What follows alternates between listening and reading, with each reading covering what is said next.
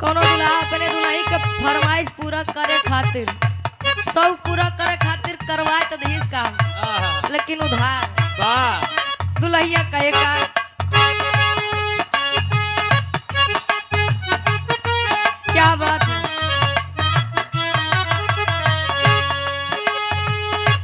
तरह चलिला टटोकेला सोनार सैया जी क्या बात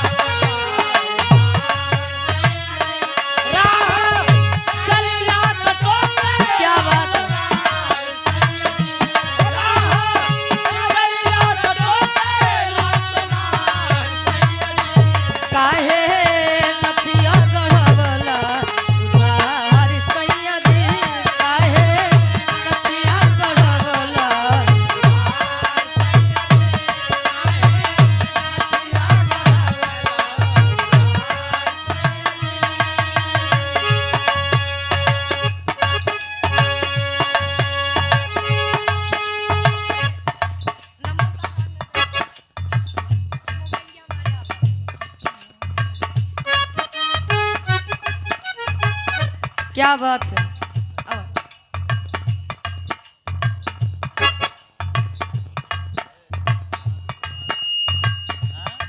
आप परम सम्मानित इस भाव को समझते हुए आप धर्म के बड़े भाई संजय यादव जी मौलानापुर जहानागंज जिला आजमगढ़ वर्तमान में भैया चिरैया कोट रानीपुर जिला मऊ से 501 रुपए का महान आशीर्वाद हमारे खातिर और 500 रुपये का महान आशीर्वाद ये हमारे अपना म्यूजिक प्रयागराज के आप प्रोपराइटर साहब ये महेंद्र यादव दादाजी खातिर कहे सुनो जा रहे हो लौट के आना ऐसे तुम हमको न भुलाना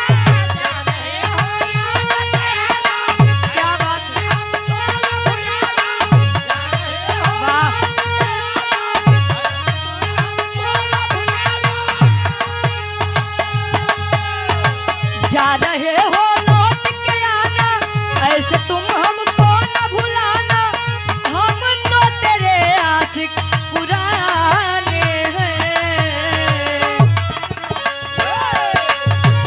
हम तो तेरे आशिक पुराने हैं हम दीवाने हम दीवाने हम दीवाने हैं तेरे हम दीवाने हम दीवाने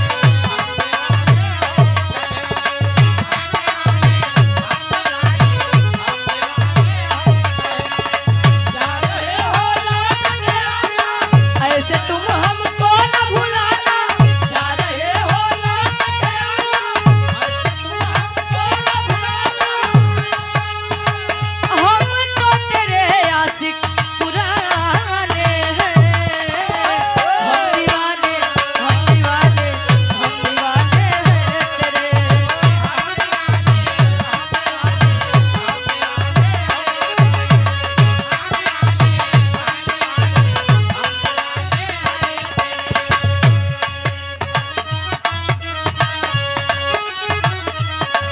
बनवा कर धनिया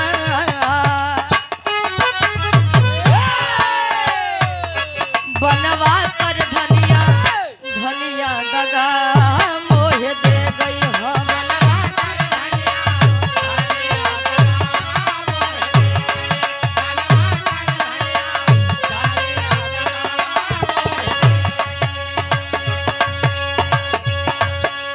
करके प्रीत हजारन मोसे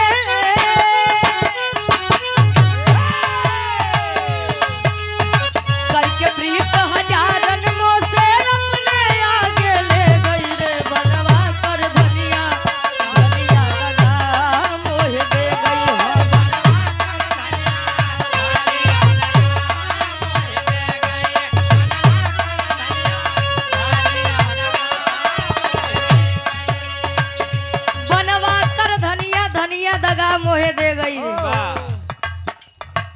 के जमाना जनता यहाँ पैसा बा तो सब पूछता नहीं बा, तक केहू नहीं पूछत बा।